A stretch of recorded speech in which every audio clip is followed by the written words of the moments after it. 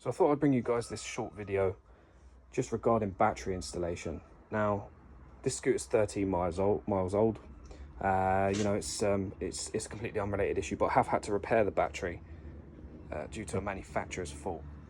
Now, we grit the roads here in the UK, so water does get into the e-scooters. It's just a known fact. You know, they say that it's going to be waterproof or water resistant. Water resistant, maybe. Waterproof, certainly not. So, about to put the battery in. Now, from factory, this particular model of scooter, won't mention any names, just sits on metal surface here.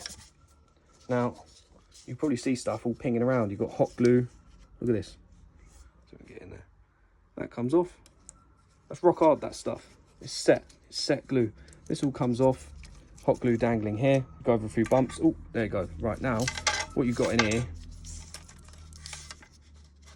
is rock hard substances rubbing against your battery wrap. Now, I double wrap mine and I double seal mine, both wraps, to try and prevent this issue. But what happens is, the battery's just sat on a smooth surface. It's doing this.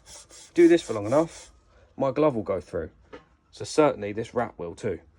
Then what happens, with our gritted roads here in the UK, water gets in through the orifices. I mean, these aren't sealed anyway. And that's covered with a bit of old foam with some double-sided tape. That's not very waterproof.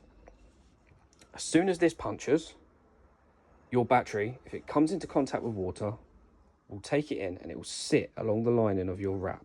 This is the only problem with the wrap, and you just can't get around it unless it's in a sealed box. Now, what happens there is your cells get water damaged, you risk fire, you risk damage, and you risk, well, all of it equates to basically a lot of money. Just depends how much. A simple little way I get around this is, and you know, manufacturers get this wrong, I just do it as standard practice when I do install a battery. Bit of double-sided tape, bit of foam, put it in there. It's not going to move. Now, before you do any of that, it's so important to clean and hoover this deck out.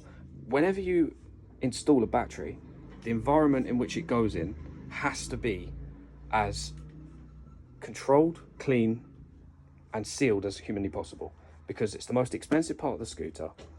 No one wants to spend $5, $6, $7, all the way up to £2,000 or dollars on a battery because there's water that's got in. So even though this is quite clean, I'm going to shave all of these glue marks off, because manufacturers these days like to use hot glue and not sealant.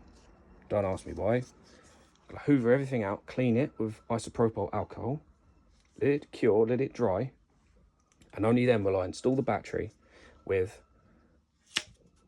4 bits of foam, 1 for each corner of the battery. Now what this also does is, I'm just going to cover the VIN number back up of this scooter, is it elevates. So say you've got a bit of foam this large in there, it's about 5mm. You've got it on the underside of your battery. If you do unfortunately get, and as I say, no scooter is waterproof, you will get water in there if you drive through water. I always advise never ever ever ride through water if you can help it. If you get caught out, that's what your waterproofing's for. Every week, lift your deck. It's only some 4mm bolts on this particular scooter. Lift the deck up, have a look inside, make sure there's no water in there. It can save you so much money, and it takes literally no time at all. Other than that, there's no maintenance on these apart from brakes and, you know, general stuff, tires, stuff like that. Now,